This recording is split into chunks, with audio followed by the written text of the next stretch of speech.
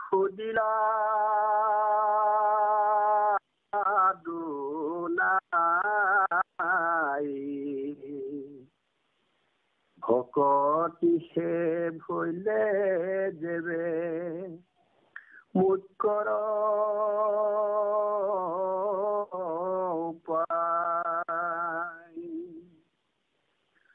কিমত ভকতি তাৰ কিমত লৈ কন কহিও কহক মোৰ জন্ম নিবাৰণ।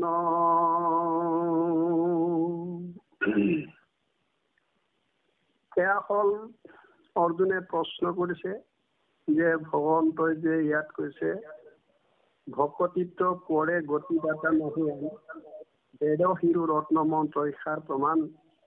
গতিকে ভকতিয়ে হ'ল গতিদাতা আৰু বেদৰ সমস্ত মন্ত্ৰ শিৰো ভাগ ইয়াৰে প্ৰকাশ কৰিছে।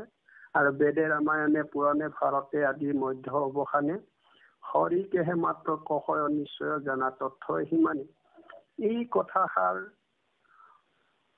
প্ৰকাশ কৰোঁতে অৰ্জুনৰ এটা সংশয় লাগিছে।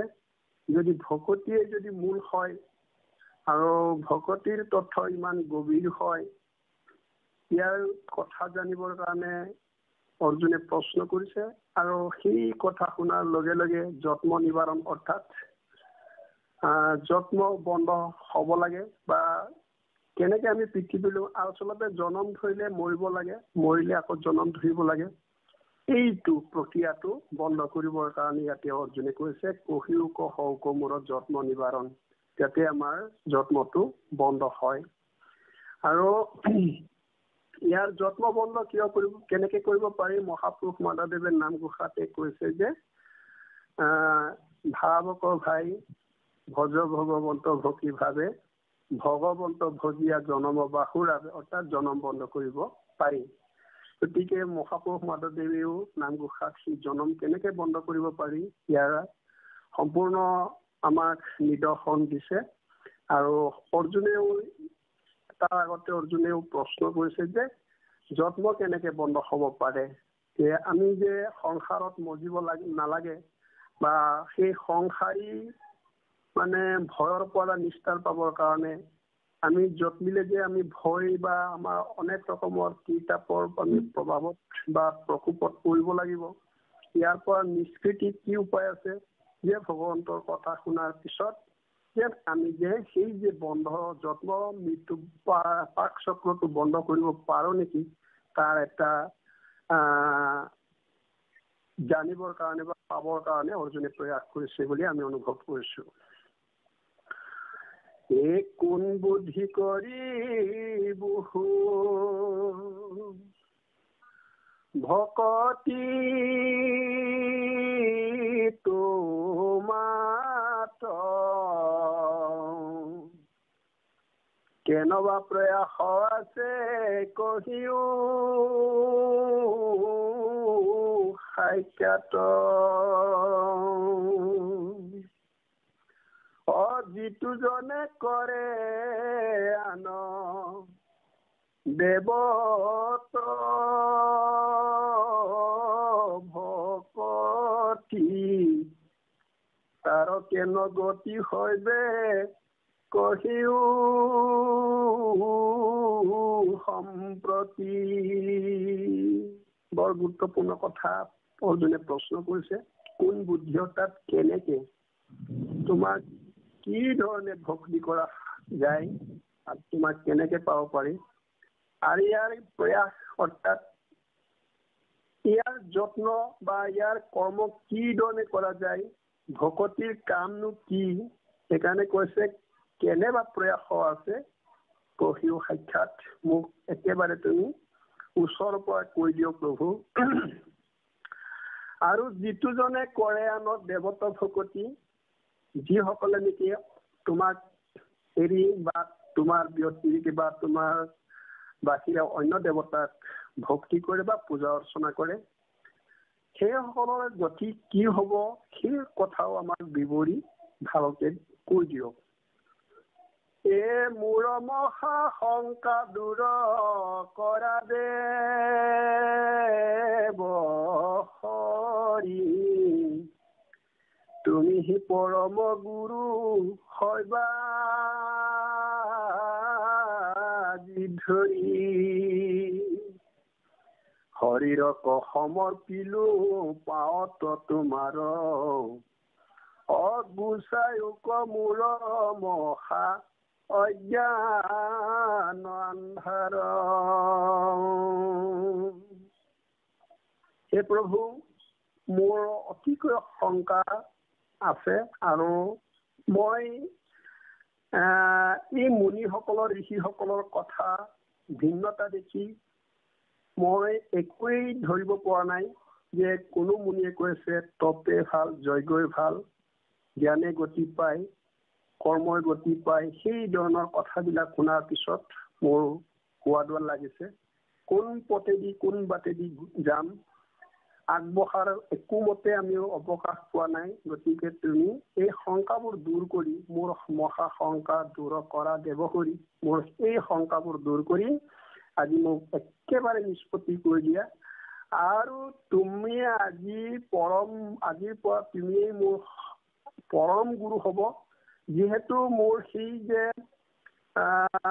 আওকলীয়া সেই শংকাবোৰ দূৰ কৰি মোক একেবাৰে তুমি স্বচ্ছ বা নিশা বা পবিত্ৰ মাৰ্গত তুমি অৱগাহন কৰাৰ এটা প্ৰয়াস কৰিব লাগিব। যিহেতু মই সেই যে দুখী বা আমাৰ নিচিনা অকিঞ্চন জীৱবিলাকৰ গতি সাধিত হয়, সেই কথাটো অৰ্জুনে অৱগত কৰিছে।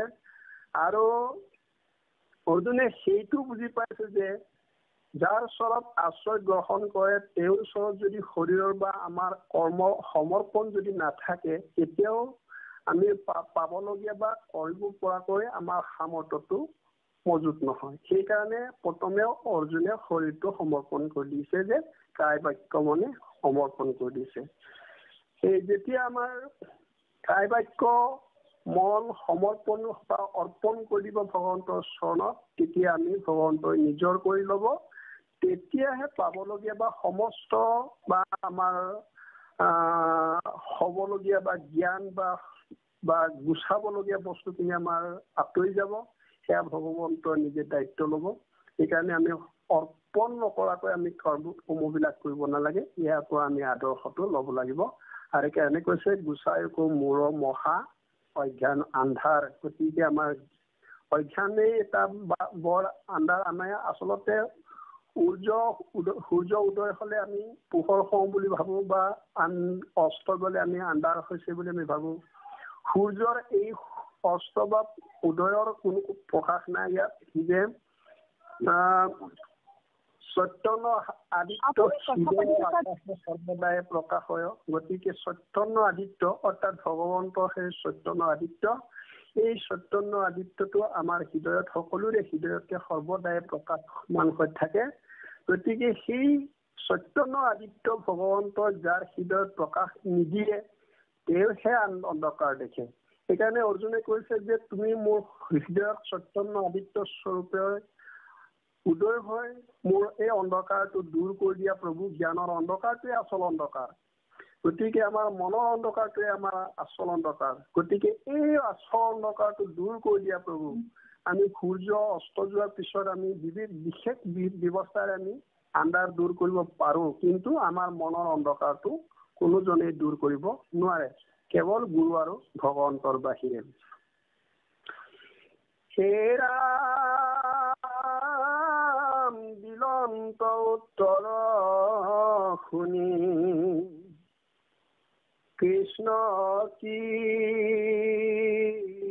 পাময় কহুৱাবে শুনা খাব ধানে ধনঞ্জয়।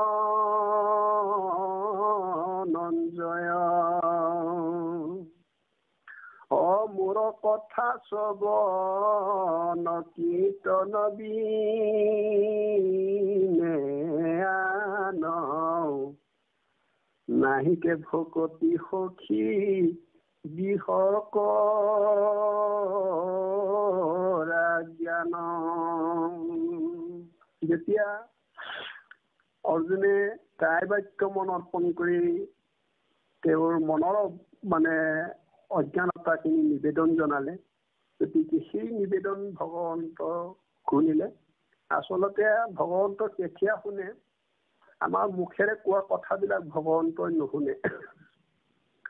আৰু আমাৰ কাণেৰে শুনা কথাবিলাক হৃদয়লৈ নপঢ়ে বা আমাৰ হৃদয়লৈ গতি নকৰে বা প্ৰৱেশ নকৰে। গতিকে আমি তেতিয়াহ'লে উপায় কি হ'ব? যদি কাণেৰে শুনা কথাবিলাক হৃদয়লৈ নাযায় বা মুখেৰে কোৱা কথাবোৰ যদি ভগৱন্তই নুশুনে, আমি কিহেৰে ক'ব লাগিব? ইয়াৰ তাৎপৰ্য হ'ল আমাৰ হৃদয়েৰে ক'ব লাগিব, হৃদয়েৰে ভাবিব লাগিব। সেই কথাটোকে ভগৱন্তই শুনে আৰু আমি হৃদয়েৰে শুনিব লাগিব।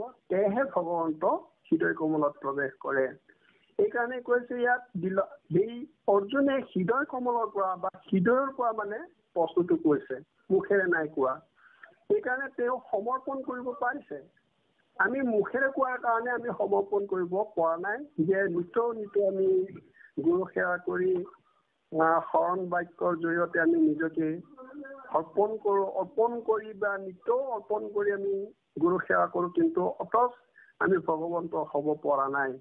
গতিকে সেই কথাটো আমি নিশ্চয়কৈ জানিব লাগিব। আৰু সেই কথা শুনাৰ লগে লগে বিলন্ত উত্তৰ শুনি কৃষ্ণ কৃপাময় আৰু অৰ্জুনৰ সেই নিবেদন শুনাৰ লগে লগে ভগৱন্ত কৃষ্ণদেৱে উত্তৰ দিছে, কহুৱাবে শুনা সাৱধানে ধনঞ্জয়। গতিকে কথাবিলাক শুনিছে বুলি এনেই মোবাইলটো বা লৈ আমি সমাজত বহি শব্দকেইটা শুনিলে নহ'ব। আমাৰ ইয়াৰ অনুধাৱন, ইয়াৰ অনুসৰণ, ইয়াৰ পৰা পাবলগীয়া আদৰ্শখিনি আমি গ্ৰহণ কৰিব লাগিব। সেয়াহে কথা শুনা হয়। গতিকে এইকাৰণে আমাক সাৱধান কৰি দিছে। অকল অৰ্জুনকে নহয়, ইয়াত সমস্ত শ্ৰোতা বক্তা বা আমাৰ সমস্ত বৈষ্ণৱ বৃন্দকে ইয়াত আহ্বান জনাইছে। গতিকে আমি সাৱধান হ'বই লাগিব। যদি সাৱধান নহয়, অসাৱধান হয়, তেতিয়াহ'লে ইয়াৰ কথাবিলাক আমি অনুধাৱন কৰিব নোৱাৰিব। আৰু ইয়াত কৈছে, মোৰ কথা শ্ৰৱণ কীৰ্তন বিনে আন নাহিকে ভকতি সখী দিশ কৰা জ্ঞান। গতিকে এই সংসাৰৰ পৰা নিষ্ঠা পাবলৈ হ'লে বা নিষ্কৃতি পাবলৈ হ'লে ভগৱন্তৰ কথা শ্ৰৱণ আৰু কীৰ্তনে মূল। গতিকে ইয়াৰ বাহিৰে অন্য প্ৰকাৰে যদি ভকতি কৰে বা অন্য প্ৰকাৰে যদি কৰ্ম কৰে, সেইটো কেতিয়াও গতি সাধিত হ'ব নোৱাৰে। আৰু সেইকাৰণে কৈছে, নাহিকে ভকতি সখী দিশ কৰা জ্ঞান। গতিকে দৃঢ়তাৰে আৰু ধৈৰ্য ধৰি কৰ্মত আগবাঢ়ি আমি ভগৱন্তৰ গুণনাম শ্ৰৱণ কীৰ্তন কৰিবৰ কাৰণে যত্ন কৰিবৰ কাৰণে দৃঢ় জ্ঞানেৰে দৃঢ় বুদ্ধিৰে আমাক শ্ৰৱণ কীৰ্তনৰ কাৰণে ভগৱন্ত কৃষ্ণদেৱে আমাক বা অৰ্জুনক আহ্বান জনাইছে।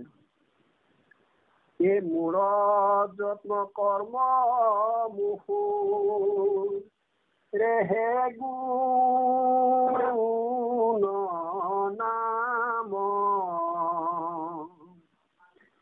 আকেহে কীৰ্তন কৰি বেকৰ বিশ্ৰাম।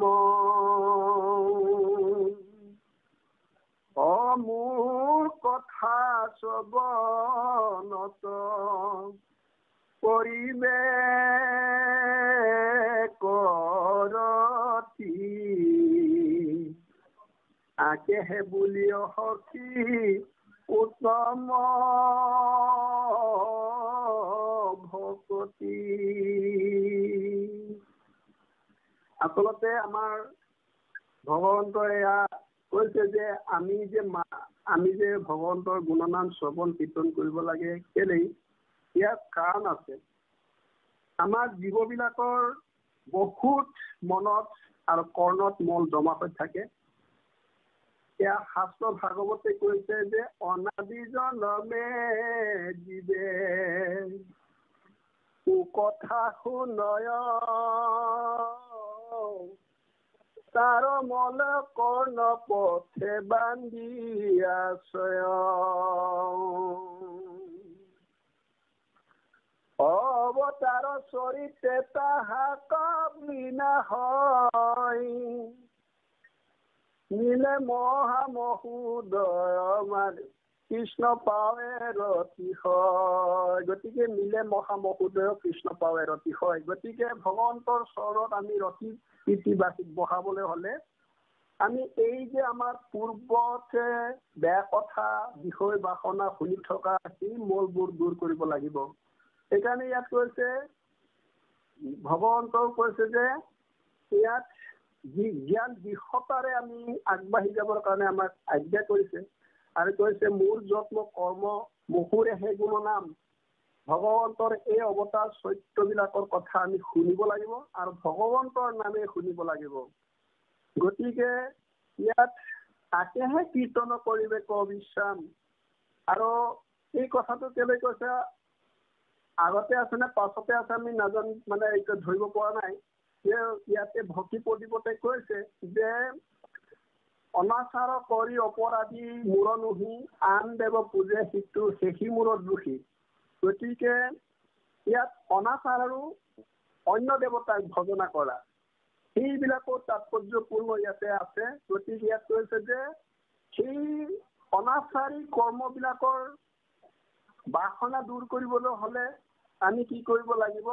ভগৱন্তৰ মূৰৰ ইয়াতে কৈছে মূৰৰ যত্ন কৰ্ম মুখুৰে হে গুণ নাম আকেহে কীৰ্তন কৰিবে ক অবিশ্ৰাম। গতিকে অবিশ্ৰামভাৱে নিৰন্তৰে ভগৱন্তৰ সেই গুণনামবোৰ শ্ৰৱণ কীৰ্তন কৰিব লাগিব।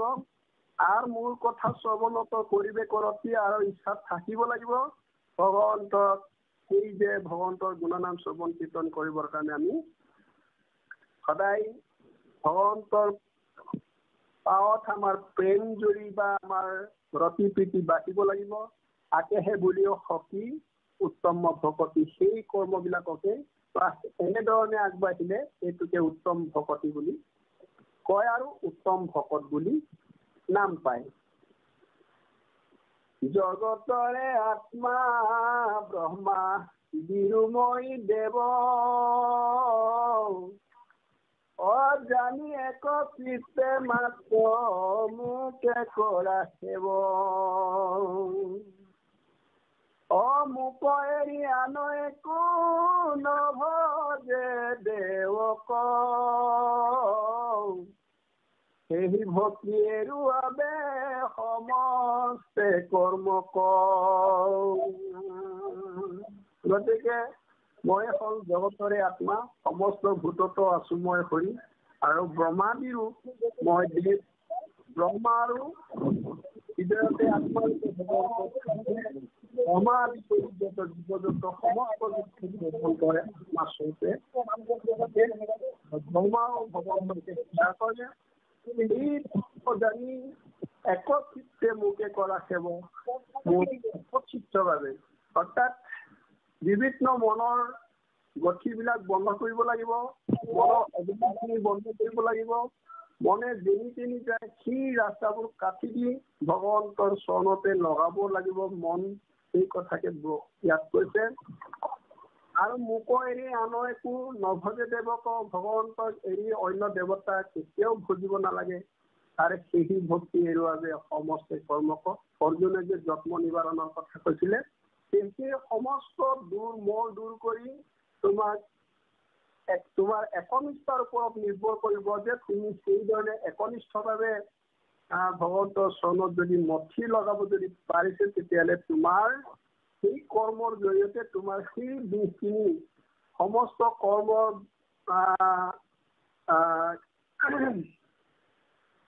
বান্ধোনখিনি ছিঙি যাব। এয়া হ'ল ভগৱন্তই অৰ্জুনক এটা উপদেশ দিছে আৰু মাৰ্গদৰ্শন দিছে। গতিকে আমি এই ৰাস্তাটো আমি অনুকৰণ কৰিব লাগিব। সেহি এক শৰণ ভজনয় পাম নুশুনয় আন এক দেৱতাৰ নাম অভয় বিচাৰি তাকে বুলিয়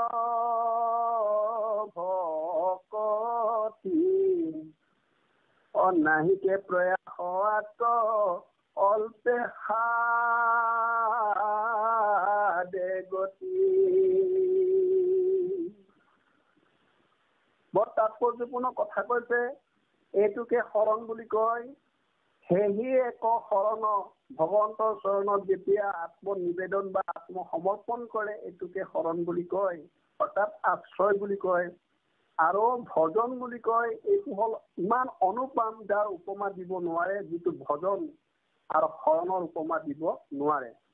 কিন্তু শৰণ ভজনটো সংৰক্ষণ বা সংযত কৰি ৰাখিবলৈ হ'লে আমাৰ এটা কাম কৰিব লাগিব, নুশুনয় আন একো দেৱতাৰ নাম, অন্য দেৱতাৰ নাম কণেৰে কাণেৰে শুনিব নোৱাৰিব। সেইখিনি কাম আমি ত্যাগ কৰিব লাগিব। সেয়েহে আমাৰ অৰ্য বিচাৰিণী, তাকেহে বুলিয় ভকতি। গতিকে সেইকাৰণে এইটোকে অৰ্য বিচাৰিণী, অৰ্থাৎ বিচাৰি ভকতি, অৰ্থাৎ সুন্দৰ ভক্তি বুলি তাকেই কোৱা যায়, নহ'লে ব্যভিচাৰ বুলি ক'ব। গতিকে অব্যভিচাৰী হ'বলৈ হ'লে আমি ভগৱন্তৰ বাদে অন্য দেৱতাৰ নাম শুনা বা শুনিব নোৱাৰিব। যদি শুনা যায় বা তেওঁলোকৰ কৰ্মত যদি প্ৰৱেশ কৰা যায়, যদি আমাৰ কাৰোবাৰ আমাৰ বৰসভা বৰসেৱা এইবিলাকত যদি অংশগ্ৰহণ কৰা যায়, তেতিয়াহ'লে আমাৰ কিন্তু ব্যভিচাৰ ভকতি ব্যভিচাৰ হ'ব। গতিকে এই ব্যভিচাৰ ভকতিৰে আমি ভগৱন্তক কেতিয়াও নাপাম। আমিতো এতিয়া হাত সাৰি থাকিব পৰা নাই। গতিকে হাত সাৰিবৰ কাৰণে চেষ্টা কৰিব লাগিব। ইয়াতে কৈছে নাহিকে প্ৰয়াসত, বৰ বেছিকে যত্ন বা কষ্ট কৰিবলগীয়া একো নাই, অল্পে সাদে গতি, মাত্ৰ ৰাম বুলি তৰে ঠাইতে বহি গতি পাব বুলি কৈছে। হেন শুনি কৃষ্ণ তবি নান্ত ধনঞ্জয়, পুনৰপি ভৈল মহা মনত সংশয়, তোমাক ভকতি কৰি নেৰয় কাম ক্ৰোধ, সিজে পাপ কৰ্ম কৰয় প্ৰাণীক বিৰুদ্ধ। যেতিয়া গুৰু ভগৱন্ত কৃষ্ণদেৱে আন দেৱতাৰ নাম ল'ব নালাগে বা অন্য দেৱতাৰ কৰ্ম কৰিব নালাগে, অন্য দেৱতাৰ য'ত পূজা সেৱা অৰ্চন বন্ধন কৰা যায় তাত গতি কৰিব নালাগে, সেই কথা শুনাৰ লগে লগে অৰ্জুনৰ মনৰ সংশয় আহি গ'ল। গতিকে অৰ্জুনৰ মনৰ সংশয় মানে হ'ল, বৰ্তমান আমাৰো সংশয় লাগি আছে যে আমাৰ পৰিয়ালৰ সমস্ত লোকে বা আমাৰ গাঁৱৰ সমস্তই যে আমাৰ সেই শংকৰ সংঘতে আমাৰ সেই একে লাইনতে আছে বুলি ক'ব নোৱাৰোঁ। গতিকে গাঁৱৰ কোনো এজনে অনুষ্ঠান যদি বা বেলেগ বেলেগ তেনেধৰণৰ বা কৰ্ম কৰে, তেতিয়াহ'লে আমাৰ এটা মনত এটা বৰ অসুবিধা হয়, তাত ইচ্ছাটো মাতি থৈ যায়। গতিকে নিমন্ত্ৰণ ৰক্ষা কেনেকৈ কৰিম, কেনেকৈ যাম, নগ'লেও নহয় গ'লেও নহয়, সেই ধৰণৰ আমাৰ সংশয়বিলাক লাগি থাকে। গতিকে ভগৱন্তৰ সেই কথা শুনাৰ লগে লগে অৰ্জুনৰ সেই সংশয়টো লাগিছে। ইয়াত কৈছে, এইকাৰণে কৈছে যে হেন শুনি কৃষ্ণ বিনান্ত ধনঞ্জয়, পুনৰপি ভৈল মহা মনত সংশয়। হে প্ৰভু, মই তোমাৰ কথাটো শুনাৰ লগে লগে মোৰ আৰু বৰ বেছিকৈ সংশয় লাগিছে।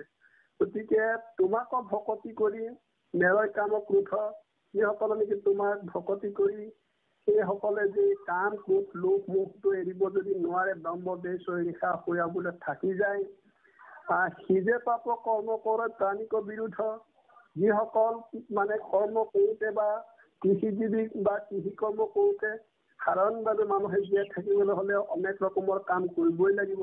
সেই কামবোৰ কৰোঁতে প্ৰাণীবিলাক বিৰোধ কৰোঁতে বা প্ৰাণী হত্যা কৰোঁতে বা জীৱ হত্যা কৰোঁতে, মানে হালকো মাৰোঁতে, সেই কেঁচু কুমতি ইত্যাদি ইত্যাদি বোধ হ'ব, সেইবিলাকৰ কি মানে পৰিণাম হ'ব? নেৰসিংহা লবৈ প্ৰাণ পলুকি পৰাই, আন দেৱ কিবা অপৰাধী ভৈলতা, সংসাৰ কাটি পুঁজিবাক কিবা দুখ চেদি উক দেৱ হৃদয়ৰ সন্তোষ। সেইধৰণে নেৰয় হিংসা। আমিতো সদায় হিংসা এৰি থাকিব নোৱাৰো।